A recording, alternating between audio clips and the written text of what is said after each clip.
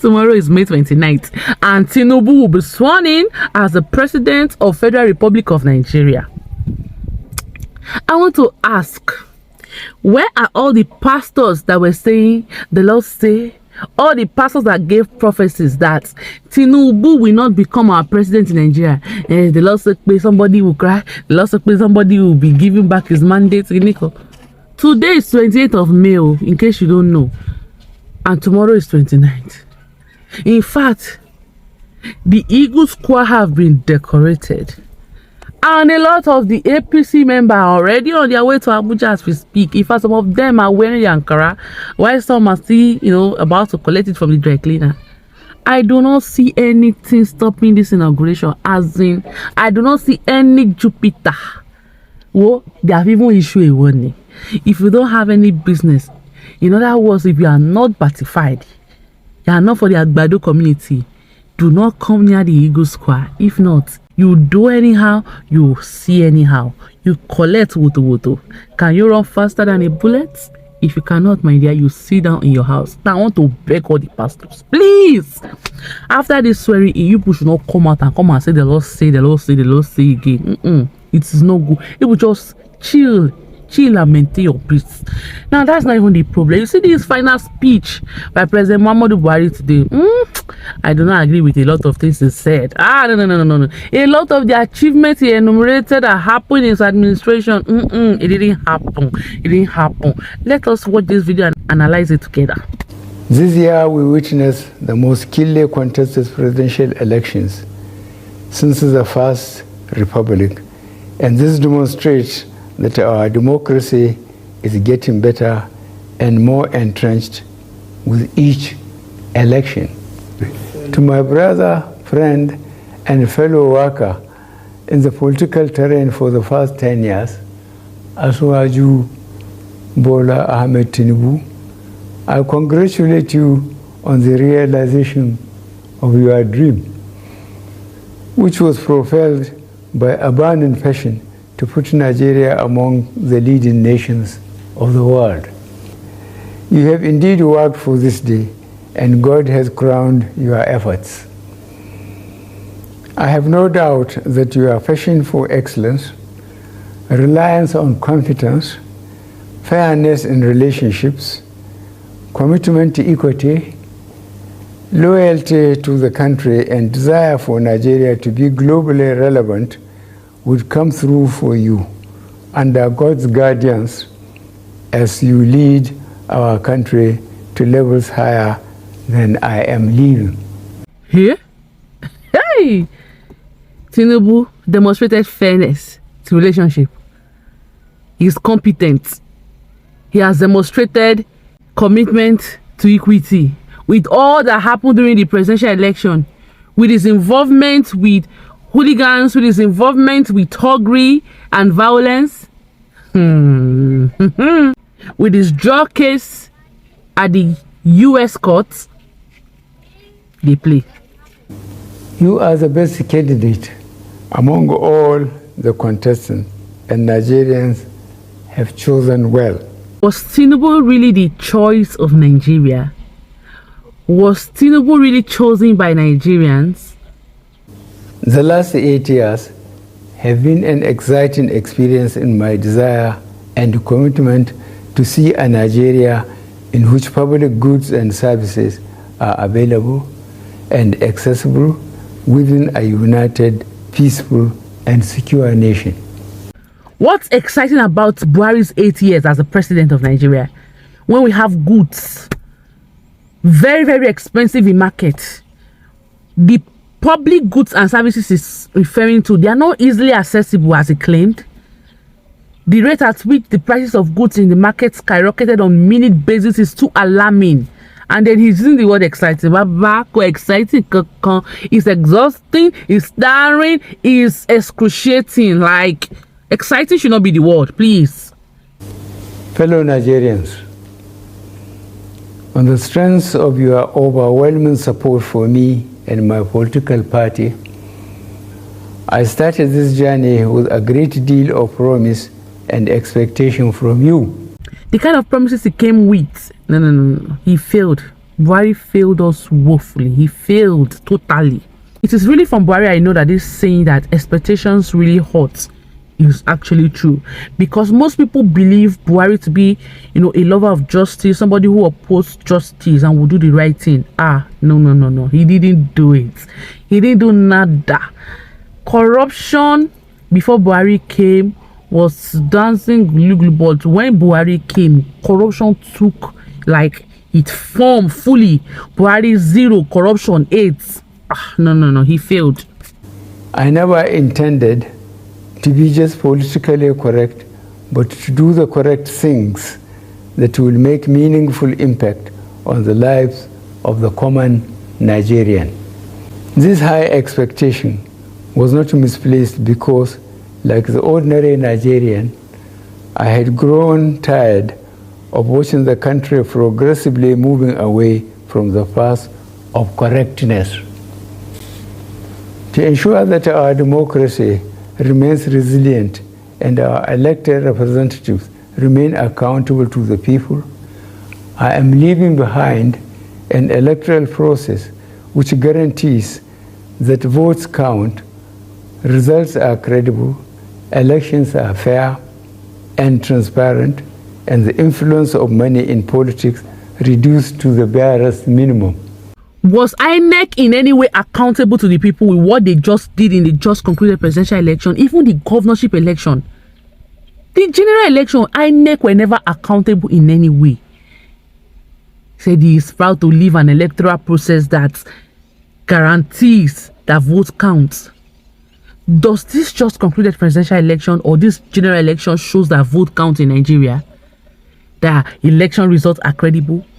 What is credible about the election result that we saw, where results are being T-pexed and changed in support of one party?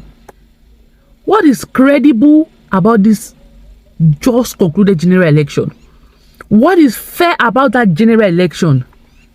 What is transparent about that election? Even when people had pictures of what happened in their polling units, it did not match with what was uploaded on INEC portal, and you say you're living an electoral process that is good. No, sir, you didn't just say that. It's a lie. And Nigerians can elect leaders of their choice. As if. You will all recall the supply chain disruptions and economic downturn that the world witnessed between 2020 and 2022 as a result of the COVID-19 pandemic. The depthness of our response to the pandemic still remains a global best practice.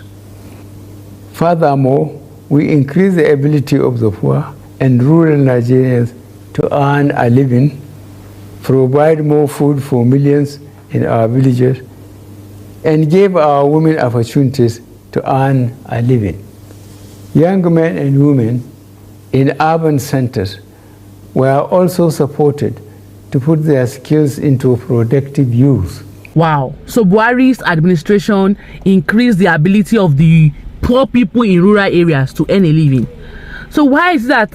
Statistic is still showing that about 133 million Nigerians are living in abject poverty. Not just poverty, abject, meaning extreme poverty. So if these people were given an opportunity to earn a living, so why are they still poor? And provision of food for millions of people in villages. Wow, I have not heard about that. I did not, because even during the pandemic, during the COVID-19 pandemic, that palliative were provided were being hidden. They were hoarded by government officials. They never distribute any of these things to people. So where is the food that was given to millions of people? Wow, I never heard about that.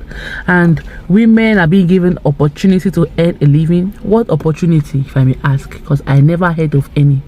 Even Nigerian for Women project can only empower a woman with maximum of 5,000 naira. I'm feeling like federal government want to empower you as a woman in rural area. The maximum amount they can empower you with is 5,000 naira. Please, what will 5,000 naira do? Yes, empower to put their skill into use. That's the only thing. And even the empower, it was being used again to embezzle money by the people at the state level. So what are you saying? What are you talking about? Our battle to ensure that all Nigerians live in a safe and secure environment have achieved considerable results. As I complete my term in office, we have been able to reduce the incidences of banditry, terrorism, armed robbery, and other criminal activities considerably. No, this is not true at all. Federal government has not been able to reduce anything. This administration has not been able to reduce terrorism, banditry, insurgency, or even killing from the herdsmen. Just about last week, there were still farmers that were killed in Jos in Plateau State. Last month, villagers were killed in Kaduna. In the east, the unknown government are still operating freely. In fact, the U.S. ambassador that was murdered, and you are telling me people have reduced the operation considerably. It is not. It is a lie. This one is a lie. Banditry are still operating. Insurgency headers, in fact, headsmen are still killing people in their farmlands. This is not true at all. There has not been any reduction in the operation at all. This is not correct. Up till now, I still grieve for our children still in captivity. Mourn with parents, friends, and relatives of all those that lost loved ones in the days of the senseless brigandage and carnage. For all those under unlawful captivity, our security agencies are working round the clock to secure their release unharmed. When? After you finish your tenure? I am happy that considerable progress had been made in repatriating huge sums of money back to the country and also taken over properties illegally acquired from our commonwealth. Where is the money recovered from General Sani Abacha's loot? Can it be accounted for? No. I also want to use this opportunity to express my appreciation to a good number of Nigerians who provided their support and encouragement to help me navigate the exciting journey in moving Nigeria forward.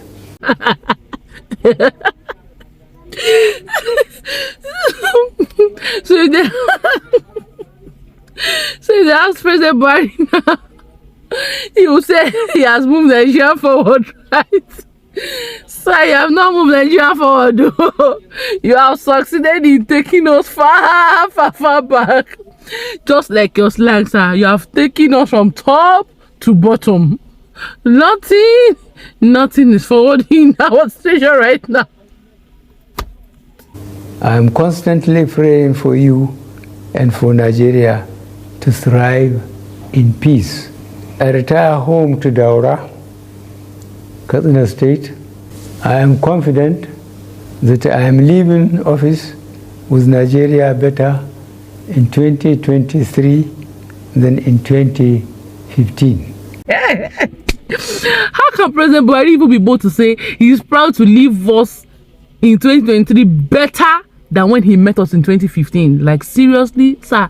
When you met us in 2015, sir, fuel was 87 naira. Now it is 195.